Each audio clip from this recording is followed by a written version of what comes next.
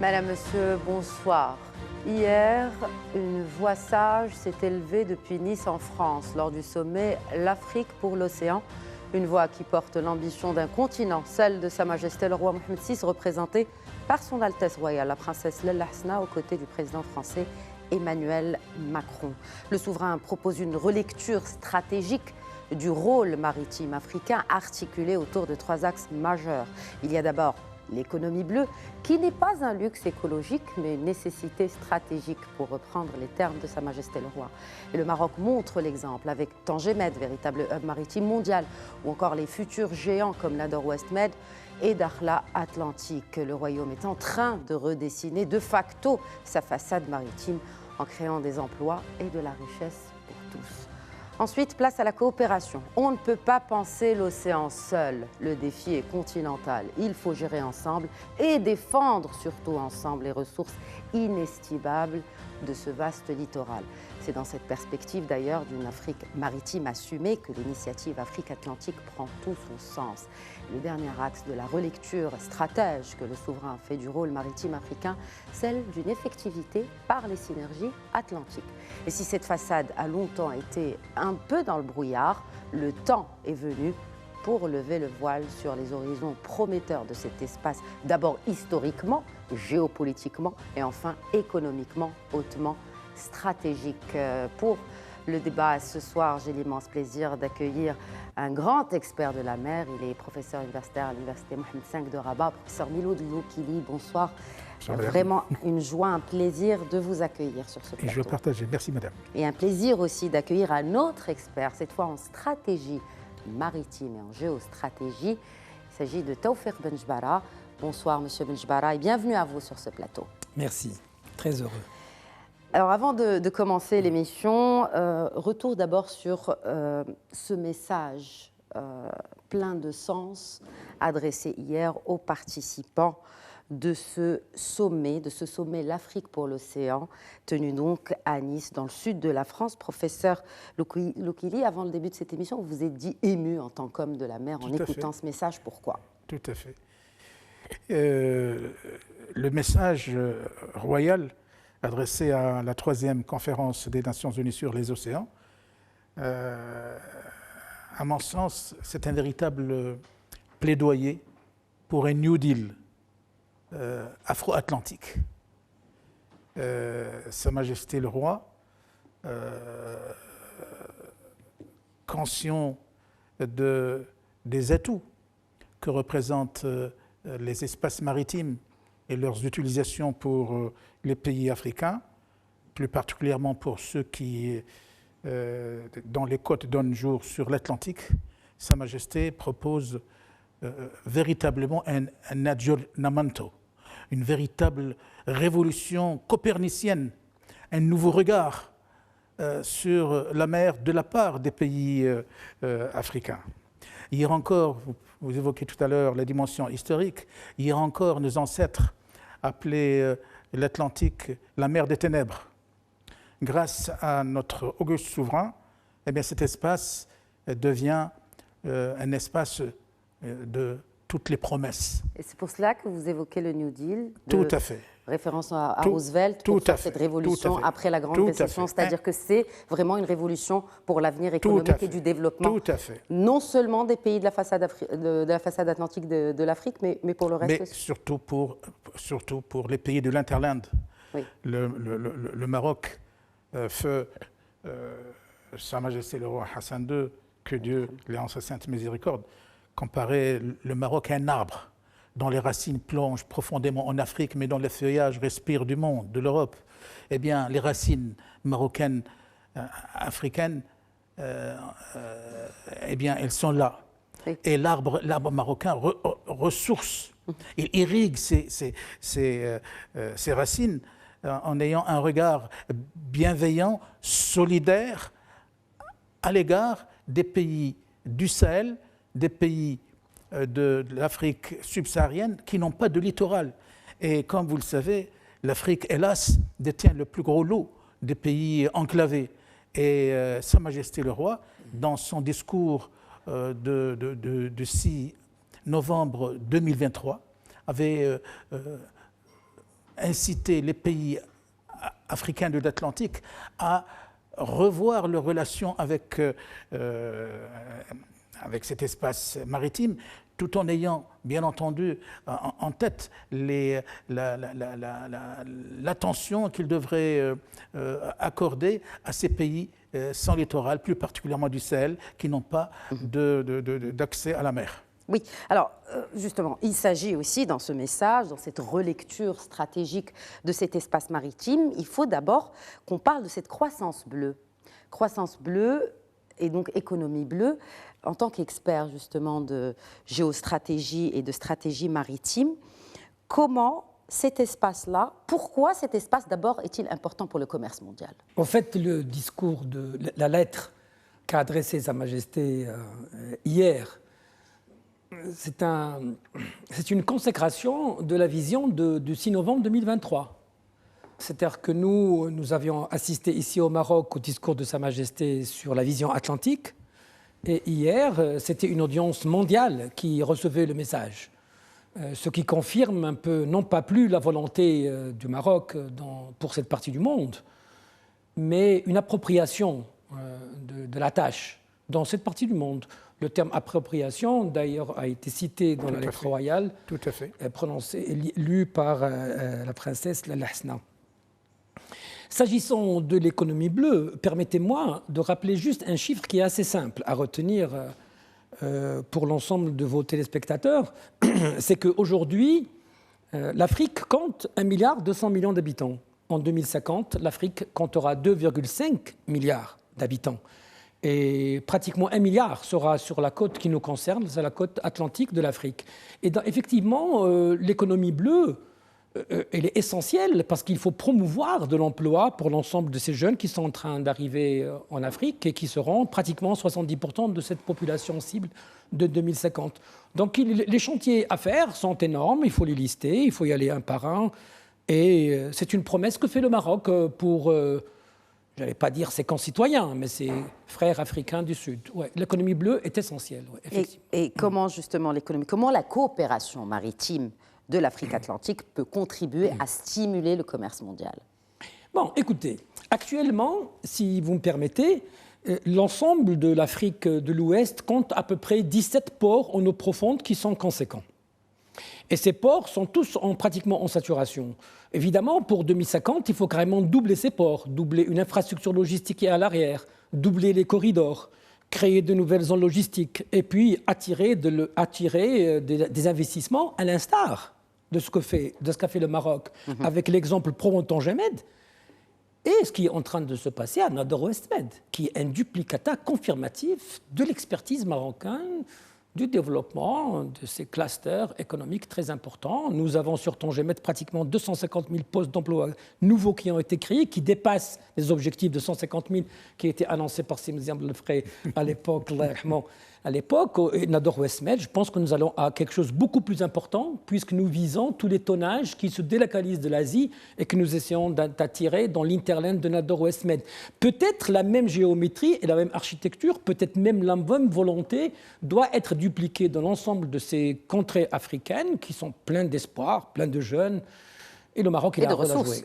Et de ressources extraordinaires, effectivement. Ouais. Et de complications aussi, il faut le dire, hein, parce qu'on ne peut pas adopter une vision sur la croissance, sur le développement, sans parler de la délimitation, professeur Loukili, juridique. Est-ce qu'il est possible d'avoir une coordination entre les États de l'Afrique atlantique pour, d'abord, la gestion commune de cet espace à travers, bien sûr, le droit international, mais aussi l'application des conventions internationales?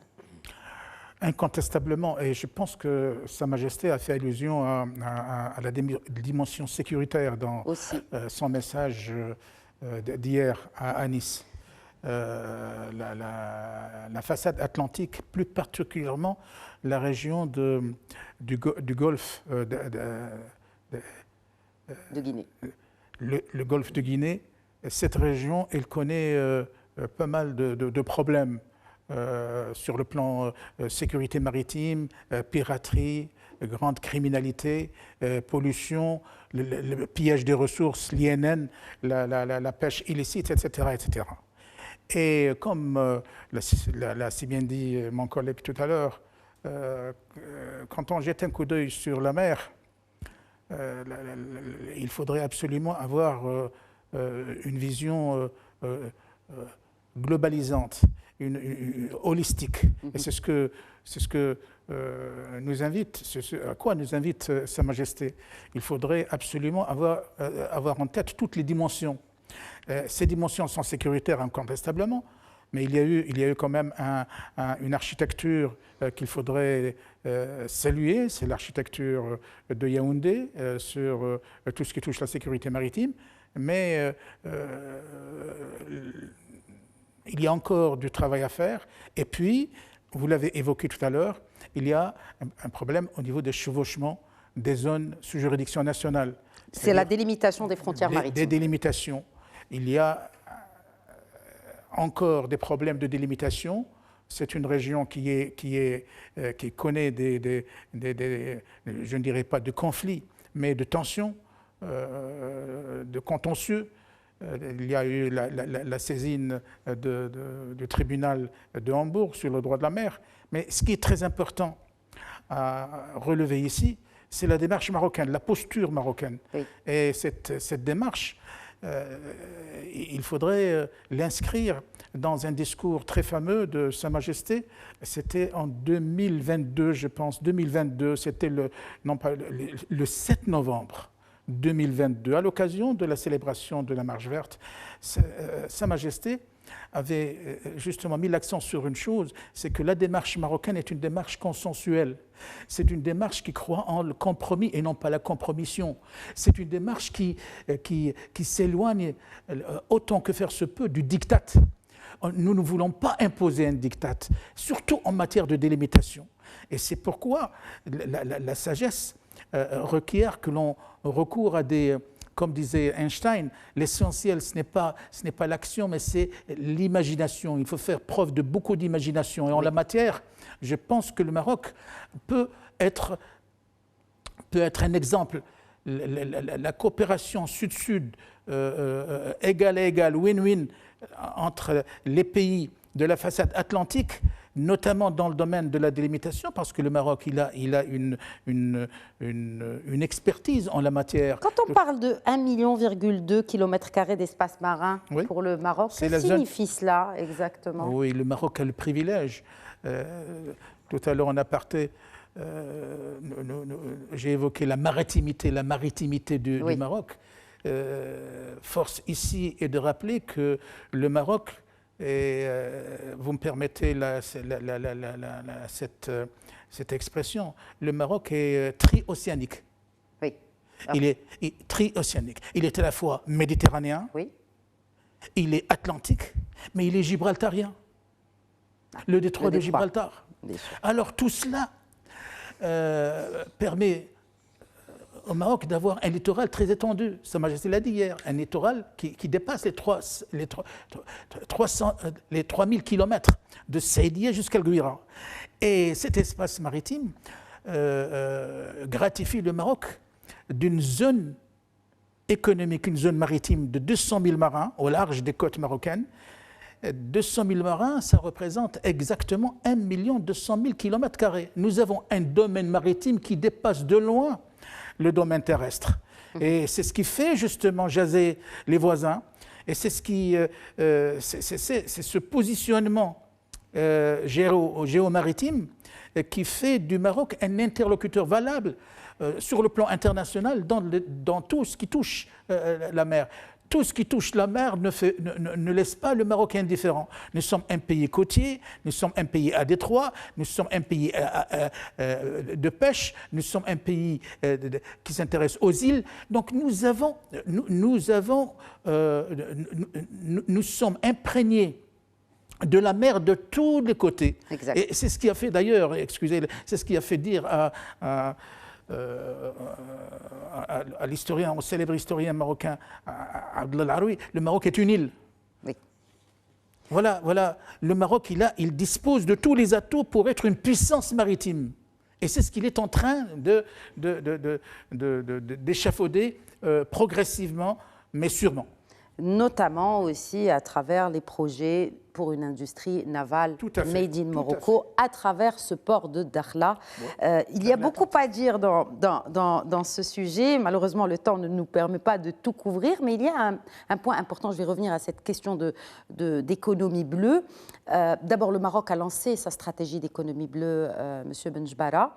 Moi, ce qui m'intéresse, et puisqu'on parle de cet espace africain de coopération sud-sud, et cela a figuré dans le message royal hier, est-ce qu'on peut penser à un modèle de zone franche portuaire comme solution pour une meilleure intégration régionale, notamment sur cette façade atlantique? Et si oui, quels prérequis au niveau continental pour avoir ces zones?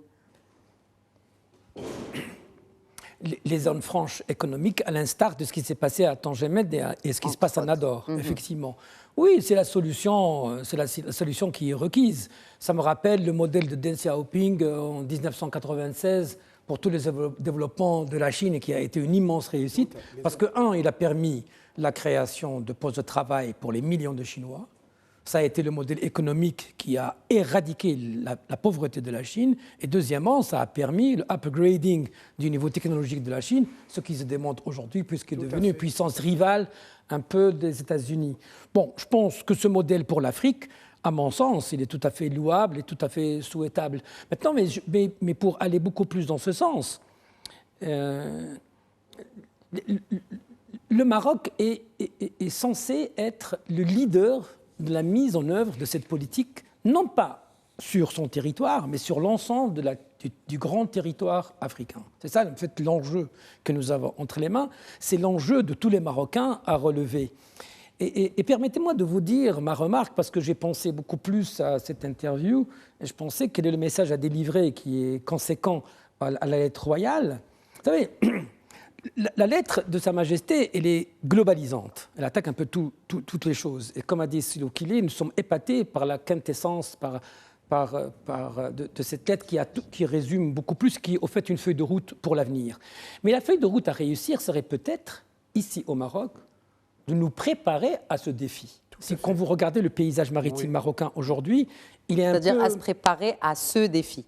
Ouais, à ce grand défi. À ce grand défi de cet espace-là et de cet espace de coopération qui reste, parce qu'il ne s'agit pas que l'espace d'intégration, comme l'a expliqué le docteur Jamal Mchrouh dans cette carte pour le Policy Center for the New South. Il y a un espace d'intégration, il y a un espace de coopération et il y a l'espace d'inclusion pour les pays du Sahel, que le souverain a donc invité à se joindre à cette dynamique atlantique qu'il y a de cela 2 ans. Et c'est un immense challenge à relever.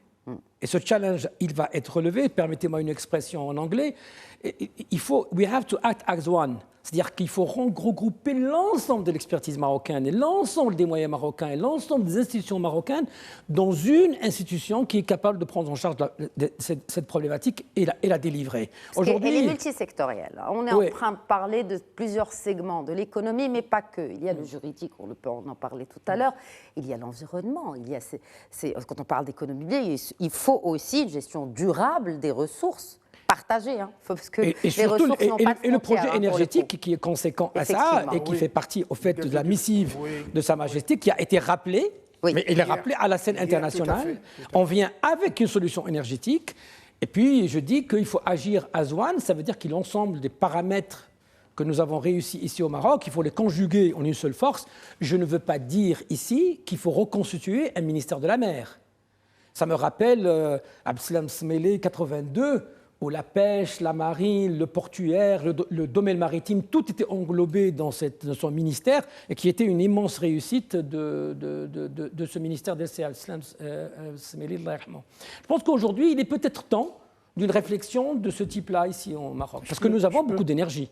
Nous avons l'espace Tangemed, TMSA, nous avons l'espace ANP, nous avons l'espace Marsa-Maroc, nous avons l'espace du ministère de l'Équipement avec ces nébuleuses de parties qui concernent la mer. Nous avons maintenant Nador Westmed qui est une entité qui est à part. Tout ceci peut-être doit être recoupé dans une force pour pouvoir délivrer le résultat attendu par Sa Majesté.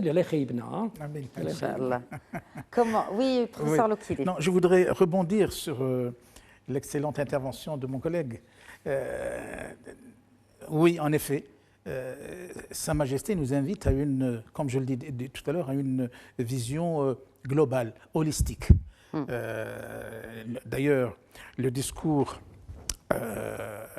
du 6 novembre 2023 est un discours qui est historique à plus d'un égard, dans la mesure où il invite les Marocains à se rediriger vers la mer et à redonner vie à la marine marchande. C'est un outil de développement. Et ici, avec la permission de mon collègue, moi j'aurais peut-être un autre point de vue. Il est temps maintenant, suite à l'appel de Sa Majesté, de restructurer le secteur maritime. Le secteur maritime existe, il n'y a pas de res nihilus dans le domaine maritime au Maroc. Il y a, vous l'avez évoqué tout à l'heure, il y a différents secteurs, différents départements ministériels qui font du beau travail, mais seulement il faudrait harmoniser leur travail. Il faudrait absolument songer à une sorte de, je ne sais pas, une délégation interministérielle qui y aurait pour tâche, sur le plan transversal, de coordonner, d'harmoniser, de mettre en musique toutes les politiques pour une stratégie nationale maritime. Je pense que c'est le moment. Je pense, c'est ce que je disais tout à l'heure, mon collègue, toutes les planètes maintenant sont alignées pour le Maroc. Il faudrait saisir cette opportunité. Et quand on évoque, Madame, chère amie, quand on évoque l'initiative afro-atlantique de Sa Majesté, il faudrait la placer dans... Ce n'est pas une initiative uniquement factuelle. Ce n'est pas une initiative opportuniste. C'est une initiative qui s'inscrit dans la doctrine marocaine de solidarité agissante avec les pays subsahariens et plus particulièrement avec le pays du Sahel. En tant que juriste, je voudrais vous rappeler que déjà en 1981, avant même l'adoption de la Convention de la Constitution des mers et des océans, la Convention de Montego Bay en 1982, le Maroc disposait d'une zone économique maritime de 200 000 marins. Et il y avait dans le texte, la loi de 1981, une disposition qui dit expressément que le Maroc est solidaire des pays de l'interland, des pays sans littoral, en vue de leur offrir un accès à la zone économique, bien entendu, dans le cadre d'accords bilatéraux, sous-régionaux, régionaux. Donc cette initiative, à mon sens, c'est une initiative qu'il faudrait, bien entendu, booster. Il faudrait maintenant, excusez la comparaison, mais il faudrait une véritable marche verte bleue. Parce qu'il faudrait, Sa Majesté l'a dit, il faudrait s'approprier notre espace maritime. Il faudrait que les Africains deviennent les maîtres de leur destin. Mais avec une gouvernance océanique. Avec une gouvernance incontestablement. À la hauteur de cette ambition. Un mot de la fin, Monsieur Benjbala. Je voudrais que le mot de la fin, je voudrais donner un exemple qui puisse illustrer la problématique qu'on est en train de vivre et qui se résume en un mot qui est la mer, c'est l'autoroute du destin commun entre nous et nos pays et nos amis africains. C'est vraiment la mer, c'est le chemin le plus facile de connectivité entre nous. Je vais donner un chiffre qui m'a surpris parce que je suis en train de travailler actuellement des dossiers qui sont liés au maritime. Et j'ai un exportateur de minerais de fer qui est basé à Rachidia et qui a sollicité un navire pour faire son export vers la Chine. Et sachez que le prix de transport du minerai de Rachidia à Jorf Al-Asfar, il est de 250 dirhams. Et c'est exactement le prix à la tonne de Jorf Al-Asfar jusqu'aux confins de la Chine. Mais tout est là, tout est dit. Ça veut dire qu'on ne peut pas réfléchir une seconde à une alternative par rapport à la mer. Il faut développer la flotte marchande aussi. Mais c'est inéluctable, c'est immédiat, c'est le chantier essentiel à faire vraiment tout de suite. Et quels sont les prérequis, rapidement? Les prérequis. Il a dit, Sidi Oukili, un ancien patron de la marine marchande, il faut ramasser le kalimat ou sahad el kul wahid fi jihatin wahida. Il faut qu'on soit tous unis. Donc l'unité et un mot de la fin, je vous le laisse. Si je pouvais songer à une conclusion, parce qu'on ne peut pas conclure sur un thème aussi important que celui-là. Ce n'est qu'uniquement un point de suspension. Mais on y reviendra certainement. Je dirais simplement que le projet, la vision marocaine afro-atlantique, à mon sens, c'est la réponse à ce que disait Frantz Fanon, les damnés de la terre. Le Maroc, Sa Majesté ne voudrait pas que les subsahariens soient les nouveaux damnés de la mer, les laissés pour compte dans le domaine maritime. Il n'est d'avenir qu'en mer, par la mer et sur la mer. Merci beaucoup, professeur Miloud Loukili. On va finir justement sur cela parce que, et vous l'avez dit, la mer, c'est notre... Enfin, vous l'avez rappelé, comme Sa Majesté l'a cité dans son message, c'est un peu notre garde-manger, c'est aussi notre bouclier climatique, notre prise électrique et même le ciment qui unit nos territoires. C'est ça l'espace atlantique. Merci beaucoup, professeur Loukili. Merci à vous également, monsieur Taoufik Benjbara, d'avoir enrichi ces discussions. Je suis sûre que nous allons revenir au sujet dans cette même émission. Et merci à vous, Khadija. Barakallahu. Merci beaucoup. Merci. Voilà, c'est la fin de cet épisode. Merci de nous avoir suivis. Excellente soirée à tous.